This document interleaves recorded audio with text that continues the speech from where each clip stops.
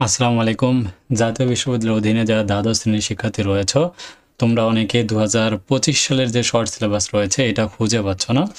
So সেজন্য চিন্তা করলাম রাজা একাডেমি থেকে আমরা যেহেতু তোমাদের নিয়ে কাজ করতেছি, সো তোমাদের জন্য একটা ভিডিও দিয়ে দেই, ঠিক আছে? সো আমাদের নতুন চ্যানেলে এই ভিডিওগুলো আপলোড হবে এসএসসি বিএমটি সাজেশন নামে। আমাদের এই চ্যানেলে এই ভিডিওগুলো আপলোড হবে না। যারা ফেসবুক থেকে দেখতেছো তারা অবশ্যই আমাদের এই চ্যানেলটাতে সাবস্ক্রাইব করে রাখবে, ঠিক আছে?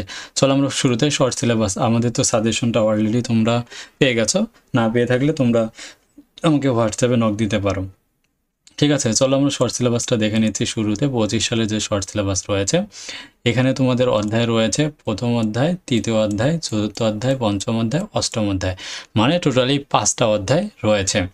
আর তোমাদের প্রশ্ন প্যাটার্নটা থাকবে ক বিভাগ থেকে 7টা, 4টা উত্তর করতে হবে, খ বিভাগে 5টা, 3টা উত্তর করতে হবে, গ বিভাগে থাকবে একটা প্রশ্ন, একটাই উত্তর করতে হবে, মার্ক হচ্ছে 12, ঠিক আছে? এটা হচ্ছে মূলত শর্ট সিলেবাস। আর নমুনা প্রশ্ন যদি দেখতে চাও, এটা হচ্ছে নমুনা প্রশ্ন তোমাদের, তো সেটা হচ্ছে 1 থেকে 7 পর্যন্ত প্রশ্ন থাকবে। আর এখানে 8 থেকে যেভাবে বললাম যে তোমাদের প্রশ্নগুলো এই প্যাটার্নে থাকবে।